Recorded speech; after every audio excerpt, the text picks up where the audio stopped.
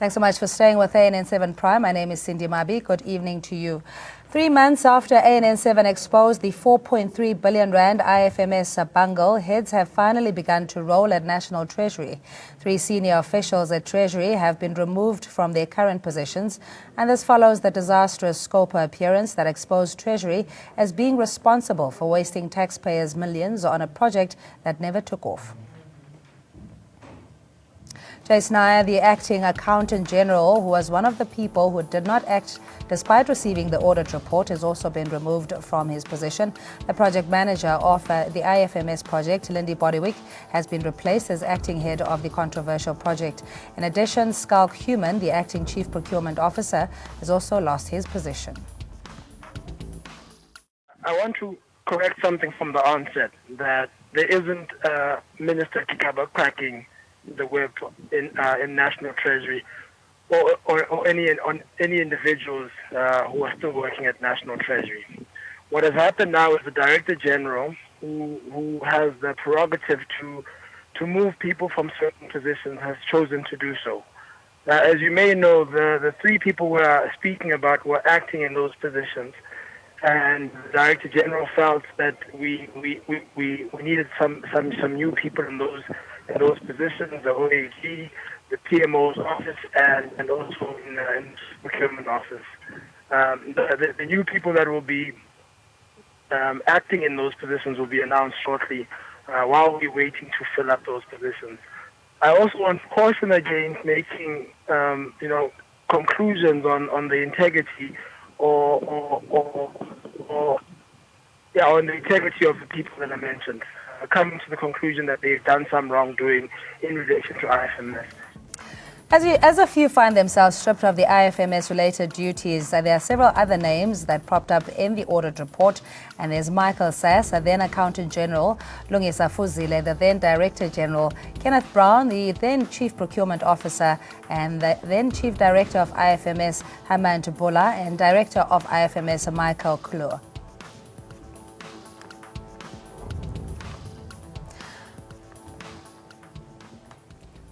And here's the breakdown of the billions that have been spent so far on this project. 91% processes in the IFMS deal were found to be irregular in massive proportions. And this is exactly what has gone wrong as well. A total of 54 IFMS financial processes were flagged in the internal audit report. 49 of these processes were found to be catastrophic. 5 other financial processes were assessed as high risk, and the audit found that no business case for formulating the IFMS project management office was in place, and no budget information and budget breakdown were given per the financial year since the project was instituted. The project cost monitoring were lacking. The formal independent quality assurance function was also missing. There was incomplete payment register, excessive project management office expenditure, ineffective resource management, and the list goes on and on. And to ventilate this further, we are joined in studio by Cecilia Russell, ANN7 Special Projects Editor. Good evening to you. And we have Yamkela Spengane, Black Consciousness Political Analyst. Thanks so much. And we have Oliver Dixon, Social Political Analyst.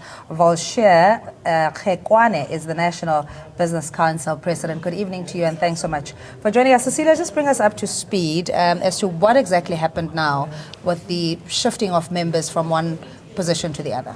Okay, so we know that they've been shifted out of their positions. They were all key in their involvement in the IFMS project.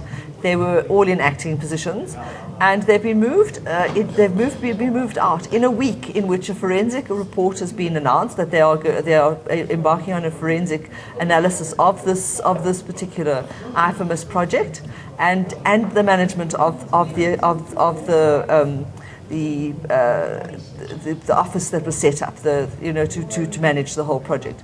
So Budovec, for example, was in charge of that office, and the others were key to that office too. So I mean, while they haven't said exactly why they've been moved out of their position, I would suspect that they've been moved out so that they could clear the way, so that independent people can come in and have a really good look at what was going on.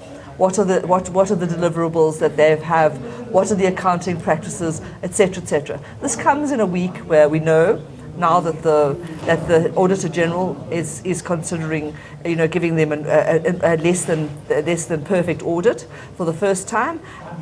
They were in Scopa, and very, very, very tough questions were asked. So throughout the week, we've been seeing this gradual build-up of action against the people and the project in order to bring it back in line, because it's an incredibly critical project of government. All right, let's get a view from a Member of Parliament, ANC MP, Mr. Boy. Good evening to you, Honourable Member, and thanks so much for joining us. Just your reaction with the latest developments of the key executives who are involved in the IFMS project now essentially being redeployed.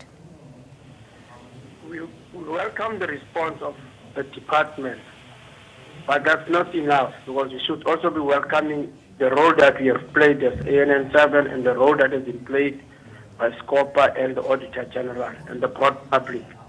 That's where there's money wastage. We should be able to put pressure on the departments to do something.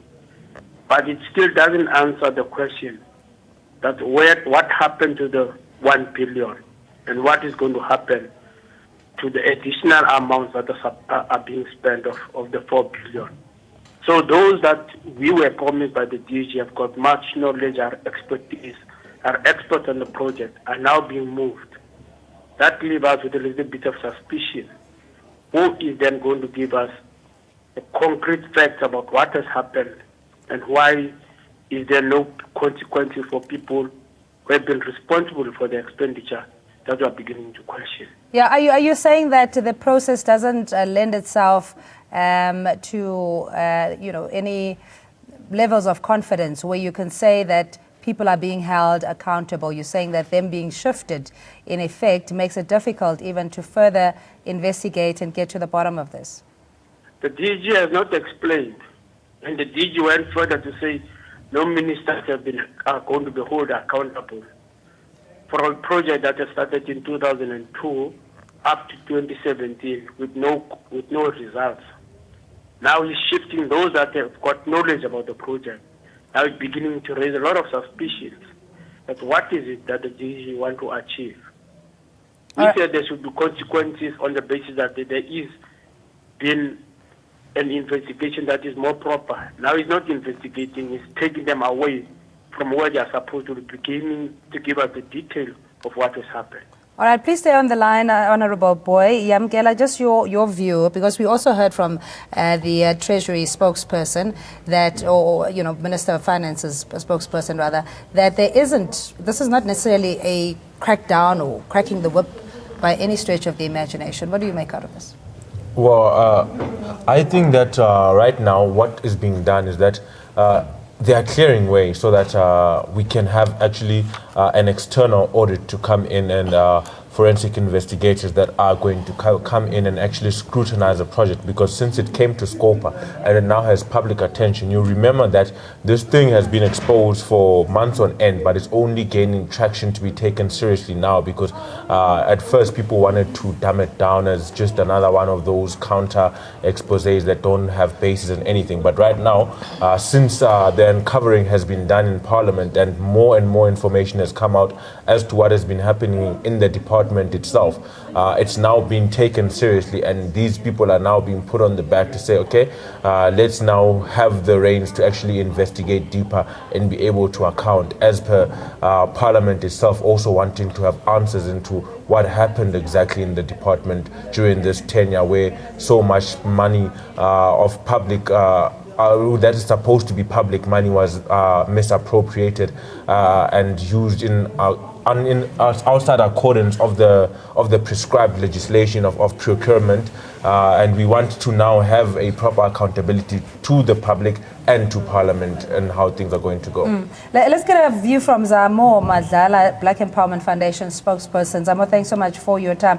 What do you think, in your view? I mean, it had to take Scopa to admit that this is the first time they had heard of the irregular expenditure and wasteful expenditure at Treasury when ANN7 did the expose.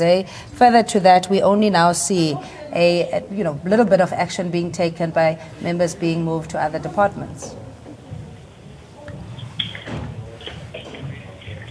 Zamo? Yeah. Yes, I'm here. Can you hear me? Yeah, I'm saying, the concern that it had to take all of this unearthing evidence that had been sitting there in the internal reports for years on end.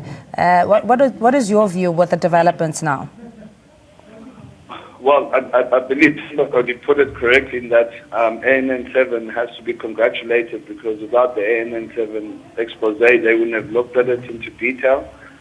And then when they looked at it into detail, I believe the DG, Mohajan, I think he probably had the roughest day of his life. And I think the actions that we see today with the movement of those executives is literally as a result of corporate process, and also the ANN7 show that showed the PICS fraud or whatever it was when they were supposed to be doing cost cutting, and that was literally being looked after by Scout Human, who's involved in it. His name comes into it. So at the end of the day, the DG had no choice but to take action. I firmly am a believer that it is the DG on his own that is carrying out these actions and moving away acting members so that he can get his department in order, so that the next time he goes to Scopa, it's not as rough. Just stay on the line, please, Amo. Cecilia, I mean, the whole IFMS project also then uncovered the 100 suppliers, etc., that needed to be investigated, but we'll get to that in a bit. But it also is just scratching the surface, from what you've uncovered. What more is there likely to come out, especially if former ministers are then called to account and former DGs? We don't know what's there. The Treasury has always been treated with kid gloves. They've come to Scopa for many, many years. And if you go and look on their website, on the Treasury website, you can go and look at their former, the IFMS presentations, which hardly change from year to year. They just bring the same presentation out, change a few figures, put it out, and everybody's, very good. And so they go, because they've always been considered to be, really the poster boys of governance, etc., etc. So we don't know what is there. But there are some good things that have come out of this whole project. And one is that their internal auditors are not going to give up. This first IFMS bungle, it's not actually bungle, it's really bad governance, was uncovered by them. Then this report sat on somebody's desk and was going to sit there forever. And now the top 100, which is the next one that we're going to be discussing a little bit later on, is also from that same internal audit. So there are parts of what's going on, but there may be many, many more things. We do now know there are a couple of people or organisations or that are alerted. One is obviously Scopa. The public protector has indicated that she may be interested in it, and the third thing is the Auditor General. So these people are going to have eyes on them that they've never had before. This may, of course, bring about people asking questions of previous ministers. I mean, this IFMS started during Trevor Manuel's time, so this is a long time coming. Well, yeah, but it also now depends on Finance Minister Malusi Gigaba to go and be exemplary and deal with the rot that's at Treasury. And as you're saying, all these years we've been given the assurance that the public funds are in safe hands, and there's all these beautiful presentations that are made before Parliament, and clean audits or unqualified audits. Yamkel, in your view, what is so significant about what has now come out, not only in the expose but the action that's been taken as well? Well, we must now go back and remember that we've been sold a narrative that we have a squeaky clean treasury. We have a treasury that, in terms of corporate governance, is on par there with all the best in the world. And now, going back in times dating back to 2002, we're now getting to get a glimpse of something that as South Africans we've never had privy to have before. And that is to see that actually what we thought was a department that was flawless has these big scandals that are found with big misappropriation of public funds in the millions, and sometimes creeping close to billions, in the hundreds of millions. And now it brings about to say, okay, we have been screaming state capture, we have been screaming corruption. How far does this extend and how deep does it go? And now it belies not only the Minister of Finance, but it belies parliamentarians to now hold the Minister of Finance accountable to now deal with the rot. And before dealing with the rot, to expose the extent of the rot, because this might just be the tip of the iceberg, because as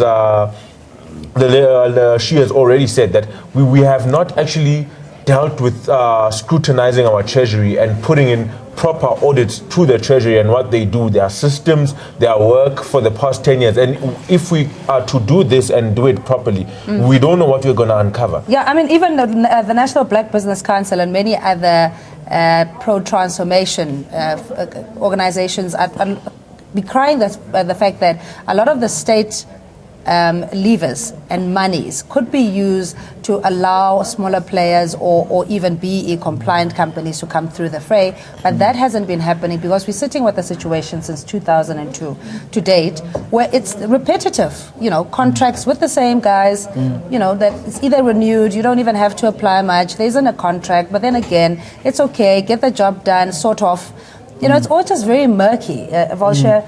It really is, it takes us back to something that could have been achieved much sooner, at least on a small scale. Thanks, Cindy. First of all, I'd like to say well done to ANN7 for exposing this, because it's interesting to me that since Trevor Emmanuel's time, through Ntlanhlanene, all through Pravin Gordhan, no one's ever brought this up. Until an expose happens, all these ministers have turned a blind eye to billions being looted. And from a black business perspective, yes, you can go through the companies that have been given this 1.2 billion. You won't find a black company in there. I haven't seen the list, but I can tell you that there won't be a black business in there. And the fact that we as black businesses are always told you must comply and you must have this certification and that requirement, but guys are doing 1.2 billion rand deals without so much as accountability, let alone how they got the contract. So I think when we speak and say there's no white monopoly capital, it's utter rubbish, because it's quite clear that there's a way that they can monopolize a system so they can get contracts. Well, it's not actually a contract because it's a handshake, and they get a 1.2 billion rand handshake, which is outrageous because this is a public purse.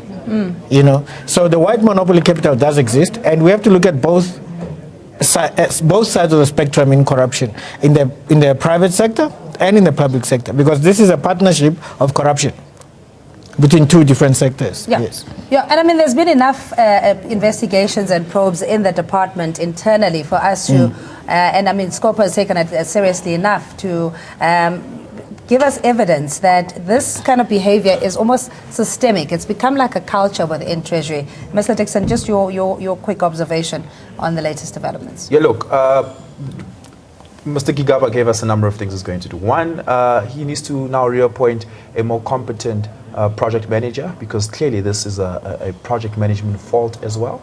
And I want to speak about that just quickly now. But more importantly, I think now we've had Mr. Gigaba's version of his involvement in this in front of Scopa. We need previous financial ministers' versions of their involvement as well. So we need Pravin Gordhan and Scopa needs to subpoena Pravin in front of them. Scopa needs to subpoena Trevor Emmanuel in front of them and their respective administrations of their time. And I think once we have that body of evidence, we can start assigning blame squarely and equally where it deserves to go.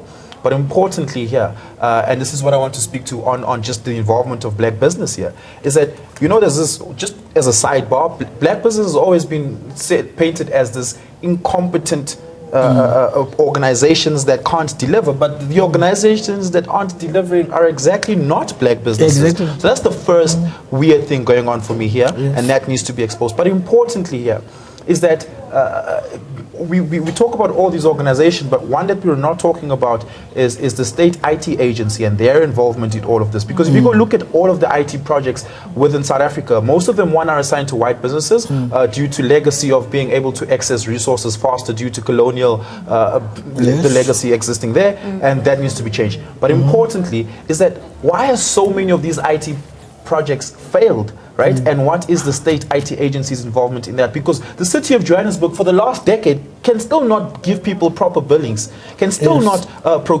can still not get their money in time to run the city efficiently. And there's the state IT agencies involved in that as well. So they need to be investigated. That organization may need to be disbanded and reorganized so that we can have a state IT agency that's pro-black, first of all, and that's competent in being project managers at administering these sort of projects. And I think we haven't had that up until yet. Yeah. Let's get Mr. I'm sorry, Chair, Mr. Ahmed Sheikh Imam, a National Freedom Party Member of Parliament. Good evening to you, and thanks so much for joining us. Just the way that the state tends to almost create a perpetual cash cow, if you will, by having instruments like the state IT agency and still having to outsource certain functions that it should do in itself, Mr. Amim. Isn't that perhaps the problem, that we're creating too many loopholes and opportunities for corruption? Good evening to our guests and listeners out there. This is just one of the points that we have addressed previously, that we put structures upon structures upon structures, and yet we are losing the battle against fraud, corruption, maladministration.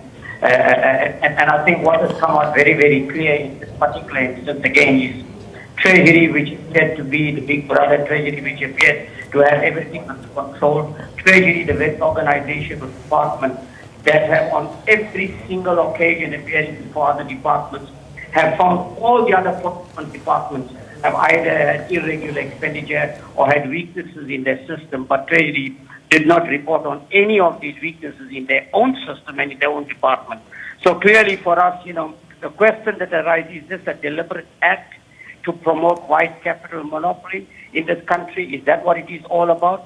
Or is it that they had just unintentionally created these weaknesses or problems and were not able to see what was actually happening? Now, clearly, if you look at the evidence that is in front of us and what has actually happened, I mean, Treasury has serious challenges, and that is why we as the National Freedom Party have now sent in a substantive motion, which we are hoping will be debated in Parliament in the next few days, where we are calling for not only an inquiry, we are also calling for criminal proceedings to be instituted against everyone that may have been responsible in one way or other, whether they are ministers, whether they are DGs, whether they are officials. That is what we are calling for, and we are hoping that this motion will be debated in the next couple of days in Parliament. And Mr. Imam, just in the sense that it's almost something that Treasury wanted to brush aside, that it's 1 billion, or in 3 years it came up to about 53 billion rand, if I'm not mistaken. Isn't that in itself concerning? Because this is the custodian of public funds. They ought to know where every single cent goes.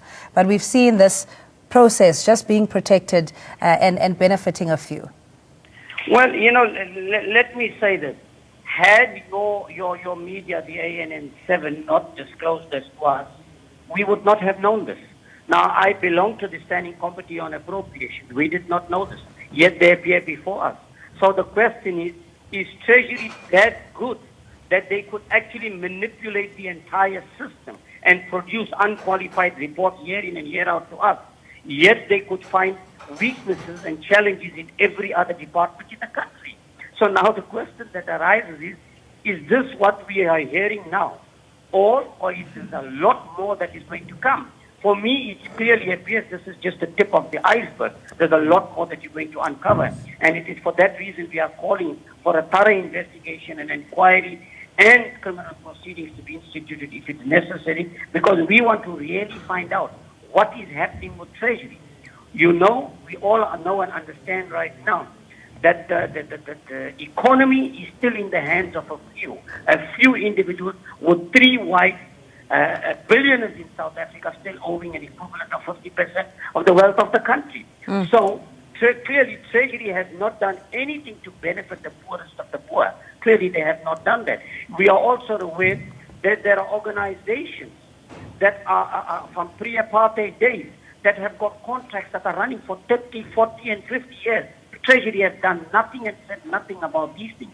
So clearly, it appears clearly that Treasury's mandate was to continue supporting the white monopoly capitalists, and that is what it is all about. And then the question that arises, even ministers, is it as a result of their interest in big organizations, be it in banks, be it in industry, so that policies are dictated by their interest in these organizations? This is what seems to be developing right now. And I'm hoping that this inquiry is going to uncover exactly what is really going on in our economy, why we are at a standstill. All right, Mr. Imam, please stay on the line, and all our guests will take liberty and ask you to stay as well. We'll take a quick ad break and we continue. And the latest developments now, the key players in the IFMS project being removed. One would think that it's either for a thorough investigation or that there is lack of confidence in their ability to continue on this project. But we'll find out more just after this break. Stay with us.